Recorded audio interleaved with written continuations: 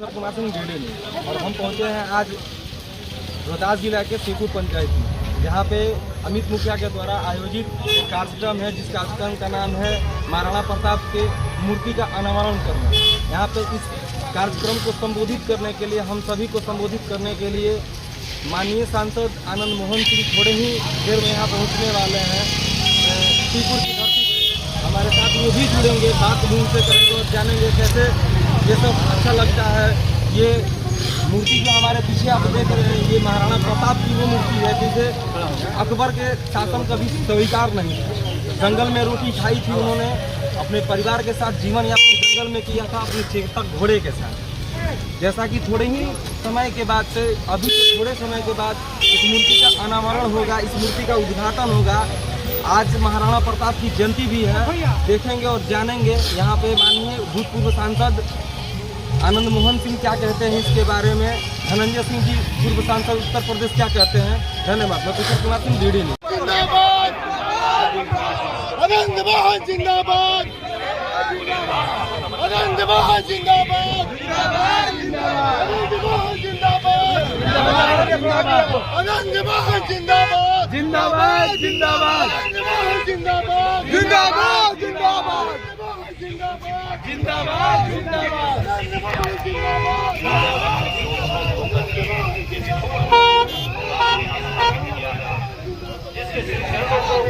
प्रणाम करने का आपका मन है।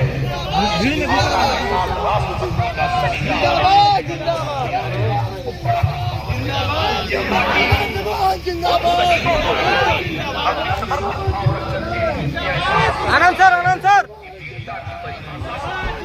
आनंद सर,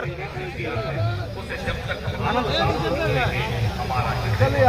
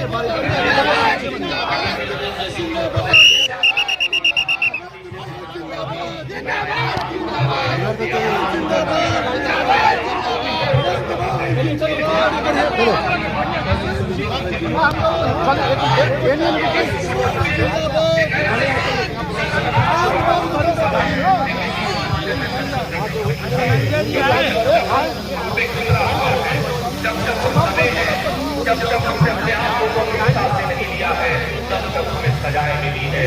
यकीनन ये गौरव राष्ट्र के प्रति है, ये गौरव इस माटी की बलिदान की परिवार के लिए है। इस गौरव के फल को आज स्वतंत्रता प्रदान करते हुए आदरणीय आनंद मोहन जी और उनका स्वागत करते हुए सीपुर की जनता और उनके अगुवा अमित मुखिया लेकर के आ रहे हैं। अमित भैया, यह मंदिर है जहाँ पे दिल झुकता है, वीरता मुस्कुराती है। भैया पटल है जिसको देखने के लिए हम लड़ाई करते हैं।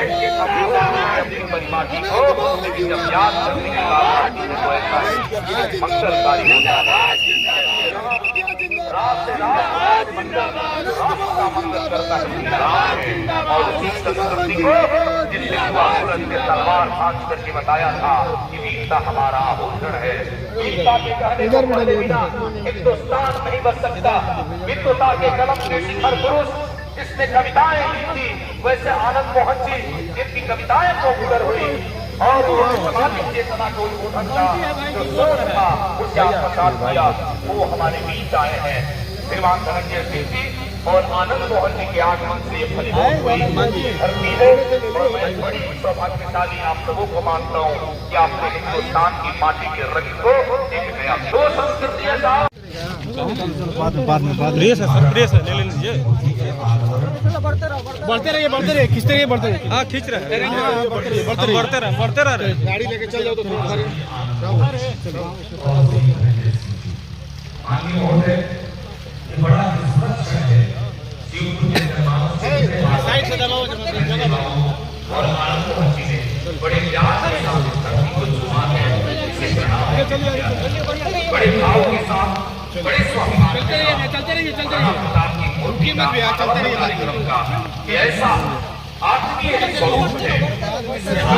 अरे हम लोग बढ़ रहे हैं सर, पीछे से नहीं बढ़ रहे, हम लोग तो रिपोर्टर का काम ही कर रहे हैं। उल्टा हम तेज चल रहे हैं ना, हम तेज चल रहे हैं सर। चेतन क्या हुआ, स्वाभिमान ऐसा कि कभी झुके नहीं, घास की रोटी खाई, गर्दन अकबर के सामने कभी झुकाया है। स्वाभिमान का एक ऐसा सूरज जो चमक रहा था हिंदुस्तान की धरती पे, उसे अस्त करने का प्रयत्न किया गया, लेकिन जब जब वीरता कोख में बलेगी महाराणा प्रताप याद आए। आपका स्वाभिमान, आपकी बलिदानी परंपरा का एक नया मेरे प्रिय संजीव भाई जी, जिन्होंने बड़ी किया, हमारे साथ हैं तमाम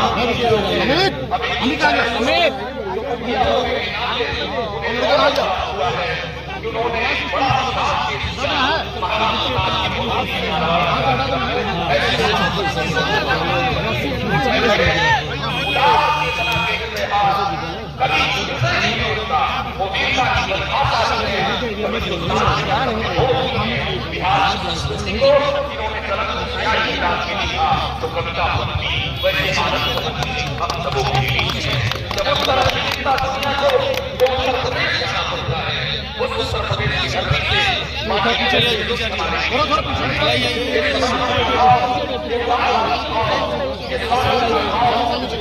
धरती के शिवपुर धाम को प्रारंभ हुआ है। मूर्ति के अनावरण कार्यक्रम में शिवपुर के जनता के हृदय में एक ऐसी माला बनाई है कि जब सुबह आंख खुलेगी तो वीरता का बोध का दर्शन होगा, का दर्शन होगा। इससे हिंदुस्तान में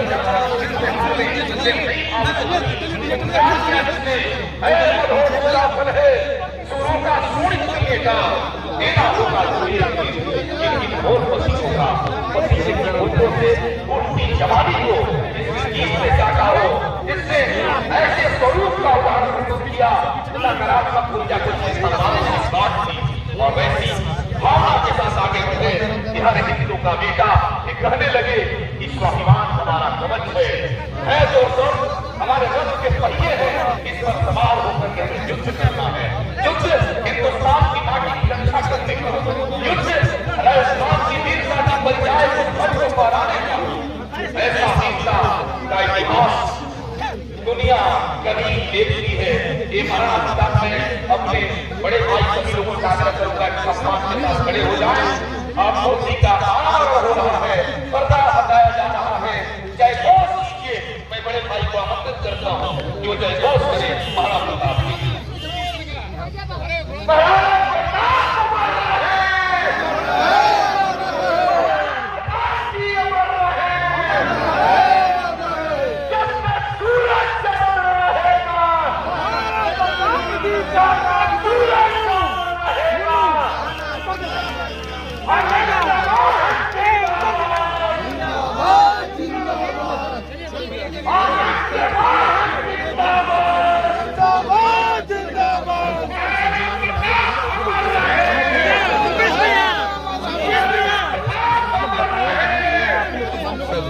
आराम सर, आराम सर, आराम सर।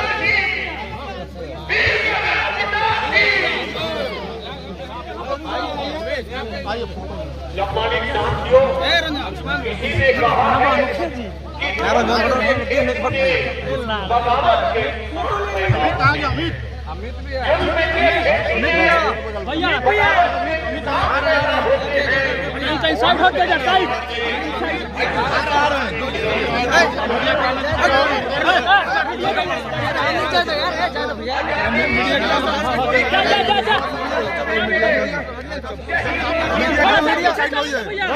थोड़ा सा पीछे पीछे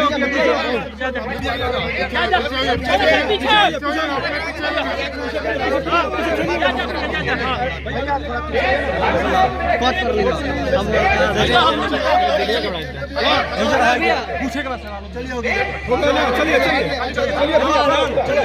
हाइट में छोड़िए भाई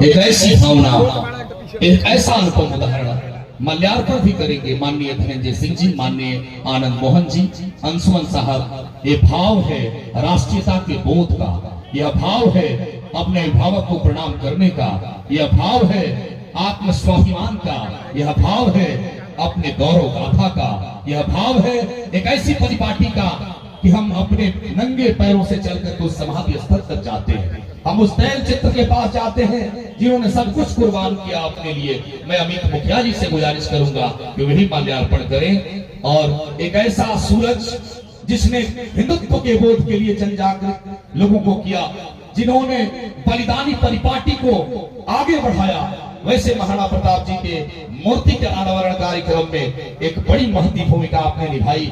माननीय आनंद मोहन साहब का हृदय भी कवि हृदय है, कविताएं जिनकी माला है और जिस स्वाभिमान के साथ उन्होंने अपना तेवर ही जीवन बनाया, वैसे धनंजय सिंह साहब हम सबों के बीच में हैं।